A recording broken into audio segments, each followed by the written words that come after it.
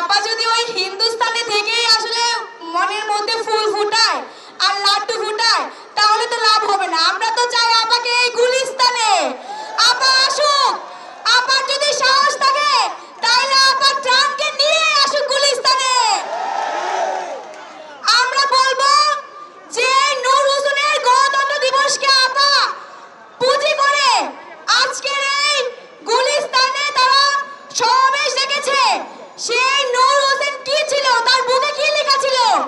স্বৈরাচার নিপাত যাক। যেখানে প্রধানমন্ত্রী শেখ হাসিনা, সাবেক প্রধানমন্ত্রী শেখ হাসিনা নিজেই স্বৈরাচারী ছিল, সে কিভাবে নূর হোসেনকে তার পুঁজি করে এইখানে সমাবেশ ডাকতে পারে? আসলে আওয়ামী লীগ আর তার ছাত্র সংগঠন ছাত্রলীগ তাদের কোনো লজ্জা শরম নাই বলেই তারা এখনো পর্যন্ত এইভাবে এখানে সমাবেশ ডাকতে পারে। ফুল ফুটেছে আপার মনে,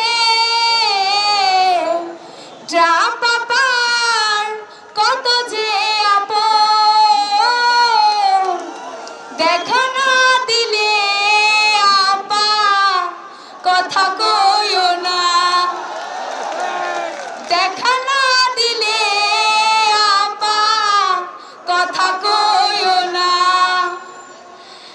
আসলে আপা যদি ওই হিন্দুস্তানে থেকেই আসলে মনের মধ্যে ফুল ফুটায় আর লাড্ডু ফুটায় তাহলে তো লাভ হবে না। আমরা তো চাই আপাকে এই গুলিস্তানে।